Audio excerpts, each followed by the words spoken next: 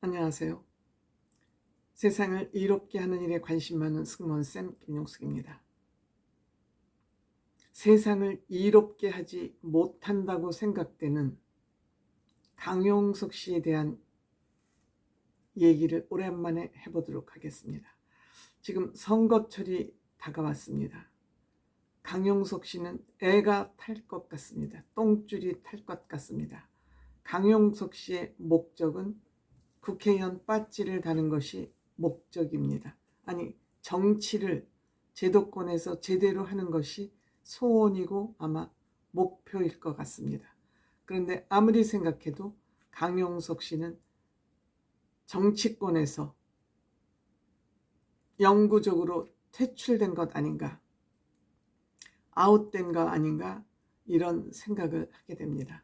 강용석 씨는 그동안 너무나 남에게 해악을 끼치는 일을 많이 했습니다. 고소도 많이 하고 고발도 많이 당하고, 강용석 씨는 정말 본인 말대로 하버드대까지 나오고 정말 두뇌가 명석하기로 비교될 만한 대상이 없음에도 불구하고 제 개인 생각에는 좋은 머리를 왜 이렇게 쓰나?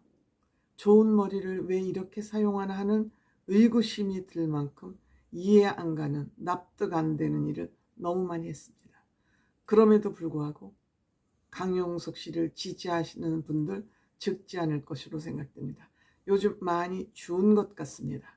강용석 씨 유튜브 예전 같지 않습니다. 가로세로 연구소를 같이 했던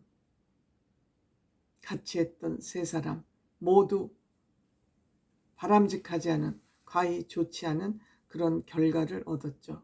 김용호 씨는 사망을 했고요. 스스로 목숨을 끊었고요. 가로세로 연구소는 해체가 됐고요. 이 가로세로 연구소도 지금 별로 활동이 활발하지 않고 강용석 씨 유튜브 또한 활동이 활발하지 않습니다. 스스로 복을 깬 것이지요. 욕심이 과하면 망하는 길 이외에 다른 길은 별로 없어 보입니다. 최근에는 또 태영호 의원 녹취 유출 파문 사건과 관련해서 태영호 의원 비서관 A씨가 녹취 파일을 유출했다는 그런 얘기, 그런 입을 함부로 놀리다가 고소를 당해서 검찰에 넘겨졌습니다. 1월 26일자로 서울 강남경찰서에서 조사를 마치고 검찰로 서울중앙지검에 송치가 됐습니다. 이 내용은 뭐냐면 김용호 씨하고 같이 이진복 대통령 정무수석, 이진복이라는 대통령실 정보수석이 공천 문제를 거론하면서, 즉 태영호 의원 사무실 비서관에게 했다는 겁니다. 이진복 대통령 의원 정무수석이 공천 문제를 거론하면서 한일 관계와 관련해서 이 한일 관계를 옹호하는 발언을 해달랬다는 취지의 요청을 했다. 즉 대통령실에서 태영호 의원실에다가 공천을 유리하게 해줄 테니 한일 관계를 옹호하는 발언을 해달랬다는 녹취 파일을 태영호 의원 사무실 비서관이 언론에 공개했다. 이런 얘기를 한 겁니다. 즉 공천 개입 논란을 제기하면서 이러한 녹취 파일을 태영호 의원 사무실의 A 보좌관이 언론에 공개했다는 주장을 한 것입니다. 그러니까 태영호 의원 사무실에선 우리는 이런 녹취 파일을 언론에 유출한 바가 없다라고 경찰에 고소를 했고, 조사 결과 태영호 의원 사무실에서 이것을 유출한 사실이 없다라고 판단이 되어서 결국 강용석 씨, 김용호 씨는 공소권 없음이고, 둘이 같이 유튜브에서 얘기했지만 김용호 씨는 사망을 했기 때문에 공소권이 없고 강용석 씨 혼자만 검찰의 송치가 된 것입니다. 허위 주장이다 이거죠. 태영호 의원 사무실 비서관이 이런 녹취 파일을 유출한 적이 없는데도 유출했다고 허위 사실을 유포했다. 그래서 정보통신망법 위반, 허위사실 적시 명예훼손으로 송치가 된 것입니다. 강용석 씨는 정말 이렇게 남을 모함하는 이런 걸로 유튜브를 키워왔고, 여러분들 그 얘기는 한두 가지가 아니죠. 뿐만 아니라 본인이 또한 도도맘하고 불륜관계가 아니라고 빡빡 우기더니 불륜관계였다, 눈이 멀었었다 그러면서 이 도도맘을 돈을 챙겨주려고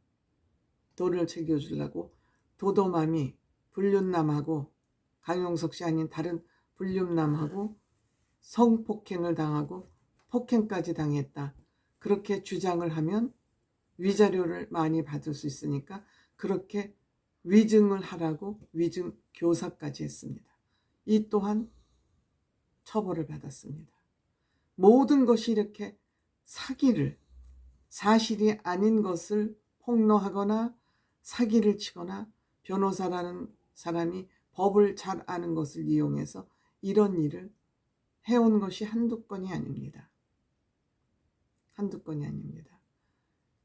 이준석 대표 또한 협박을 해서 본인이 국민의힘에 입당해서 경기도 도지사 입후보를 위해서 입당을 요청하다가 안 되니까는 이거 나 입당시켜주면 이준석 대표 공격한 영상 내리겠다고 협상까지 한 바 있습니다. 그리고 입당이 안 되자 무소속으로 경기도 도지사에 나가서 김은혜 후보까지 도지사에서 떨어지게 하는 그런 나쁜 역할까지 했습니다. 모든 것이 강용석 변호사 하는 일은 정상적이지 않아요.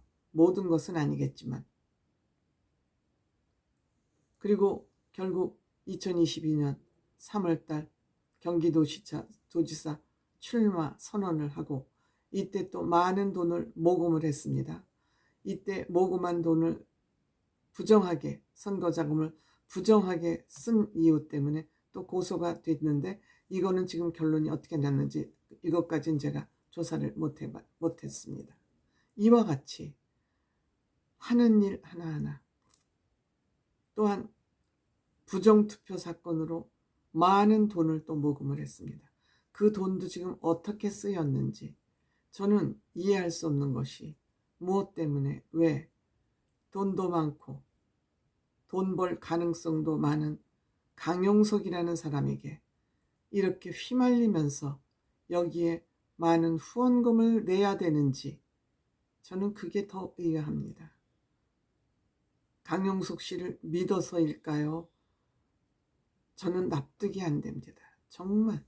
하지만 강용석 씨는 이제 정치권 어디에서도 발붙이기 힘든 그런 상황을 스스로 만든 것 같습니다. 이번 4월 총선에도 출마한다는 출자도 못 꺼내고 있습니다. 이것이 지금 강용석 씨의 현재의 그의 입장입니다. 어디에 가서 출마하겠습니까? 이렇게 범죄 사실이 지금 하나씩 둘씩 드러나기 시작하는데, 이번 국민의힘에서 만든 공천 기준을 보면 금고 이상만 형을 과거에 받았어도 공천 자격에서 탈락입니다. 그런데 강용석 씨 이렇게 보수말이를 하기 위해서 허위 사실을 유포하고 보수를 출렁거리게 하고, 이런 사람이 보수 아닌 딴 데 가서 어디 가서 정치적으로 발을 붙일 수 있을까요? 더구나 제3세력, 중도 세력은 이준석 대표가 이끌고 있습니다. 거기에 갈 수 있나요? 못 가죠. 국민의힘의 이번에 선거 후보자, 입후보자 공천 기준은 강화가 돼서 금고 이상만 받아도 공천 자격이 박탈됩니다. 이러한 상황에서 강용석 변호사는 유튜브도 그렇고 변호사밖에 할 일이 앞으로는 없지 않나 이렇게 생각합니다.